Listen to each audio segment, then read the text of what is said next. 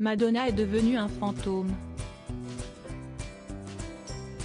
La Anne Boylan de la pop, pour qui connaît l'histoire de l'épouse de Henri VIII, reine revenante. On ne fait pas seulement allusion à la pâleur spectrale et aux contours de plus en plus flous de son visage. La chiconée semble coincée entre les époques, traîne sa légende comme un boulet. À 64 ans, elle vient d'annoncer une nouvelle tournée mondiale de 37 dates, célébrant ses 4 décennies de succès. Lancement en octobre. Escale à Paris avec 2 soirées parisiennes à l'Accor Arena, les 12 et 13 novembre. La nostalgie a un prix, de 45,50 €, pour les sièges les moins bien placés, en fond de salle, tout en haut des gradins, jusqu'à 386,50 €, pour le carré or, au pied de la scène. Le culte est forcé. La Madone s'auto-parodie, avec plus ou moins d'inventivité. Une vidéo, promouvant son Célébration Tour, a été mise en ligne sur son compte Instagram, purgée de ses selfies plus frappeurs qu'un poltergeist. Filmée en noir et blanc, Madonna dîne avec des stars de la génération woke, le DJ Diplo, le rappeur Lil Wayne, le réalisateur Judd Apatow, le comédien Jack Black, ou encore l'humoriste Amy Schumer, et soumet la tablée au jeu action ou vérité. Mime d'un anulingus sur un bretzel ou d'une fellation sur une bouteille d'eau, baiser homo, trempage de parties intimes dans un verre de margarita. La chanteuse, pour sa part, ne répond qu'à un défi, revisiter ses plus grands tubes sur scène, donc. Supérieur à retrouver ici l'évolution physique de Madonna. La Madone nostalgique des années 90, quand elle crée l'événement Le Clin d'œil à In Bed with Madonna, documentaire tourné dans les coulisses de son Blonde Ambition Tour, en 1990, est très appuyée.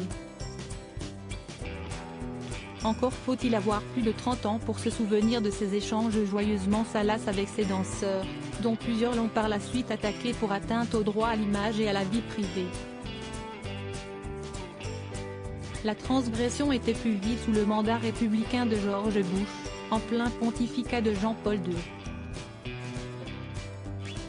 Entre-temps, Kim Kardashian est devenue célèbre avec une sextape. La télé-réalité a repoussé les limites du trash. La pornographie a inondé les réseaux sociaux. L'Église catholique a dû gérer ses propres scandales sexuels. C'est bien le drame de Madonna, les mœurs ont évolué, son public a vieilli, tandis qu'elle-même comble série d'à-coups de seringue magique, court après les producteurs du moment et, faute de nouveaux succès discographiques, remixe ses chansons pour en faire des hymnes TikTok. Début janvier, en pleine foire d'art contemporain de Miami, elle assistait encore à une exposition des traits anatomiques clichés de son livre Sexe, vendu sous blister en 1992.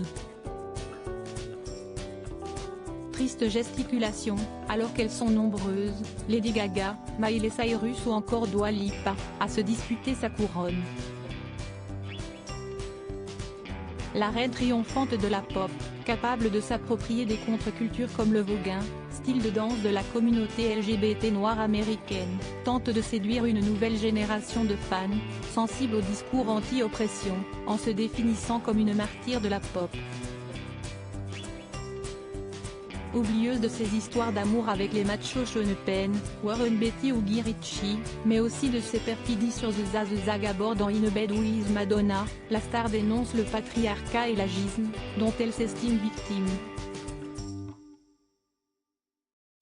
Supérieur à retrouver ici les hommes qui ont marqué la vie de Madonna, reine à martyr de la pop pour mieux séduire la génération woke, photographiée en piéta larmoyante par le duo Luigi et Yango pour Vanity Fair.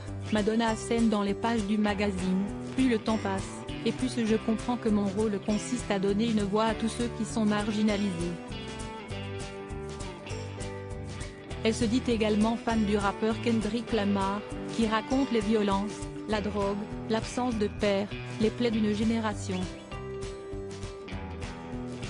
L'universitaire John Frisk résumait déjà dans son livre Understanding Popular Culture, paru en 2010, Madonna a compris l'importance du regard, celui qu'elle pose sur son reflet, celui qu'elle adresse aux caméras, celui des gens sur elle. De fait, c'est l'exploit de la chanteuse devenu son supplice. Aucune autre artiste pop n'a eu à se réinventer autant de fois, à avancer en âge aussi longtemps, devant le monde entier. Ces modèles Jean Harlow et Marilyn Monroe sont mortes à 26 et 36 ans. Ses aînés Cher et Tina Turner ont bien plutôt joué la carte de la nostalgie. Les Rolling Stones, papis septuagénaires du rock, continuent d'attirer les foules, en raison de leur répertoire. De la Chicone, on attend surtout un grand show. Ses capacités vocales sont limitées. Sa production discographique a été très inégale depuis Confessions on a Dance Floor, en 2005. Sa vraie victoire, être parvenu à accompagner mes enfants là où ils sont. Sa conversion au fado avec l'album Madame X, en 2017, était déjà un aveu de fatigue morale, mais aussi physique, comme l'ont prouvé les interruptions du Madame X Tour pour cause d'arthrose. Madonna bénéficie d'une nouvelle hanche, depuis 2020. Le cœur reste fragile. Son divorce d'avec Guy Ritchie, en 2008, l'a brisé, au dire d'un membre du Kabbalah Center que le couple fréquentait, à Los Angeles. La chanteuse a vécu le départ de son attachée de presse Lise Rosenberg, en 2015, et la dispersion de son manager Guy Oseari dans le cinéma et les NFT, comme d'autres abandons. De jeunes mannequins et danseurs ont comblé ses nuits. Pas son ennui. Problème, Madonna, désœuvrée, est pire qu'une ado. Il n'y a plus personne autour d'elle pour la raisonner, soupirait déjà Brad Jeffries, ancien chorégraphe, en 2020. Pire, selon l'animatrice Rosie O'Donnell, amie de longue date, elle n'écoute pas. Dans Vanity Fair, Madonna confie sa plus grande victoire, être parvenue à accompagner mes enfants là où ils sont. Émancipée, ses aînées Lourdes, 26 ans, et Rocco, 22 ans, tentent de percer en tant que chanteuse et peintre. Faire des enfants et les élever est une œuvre d'art, confie leur mère.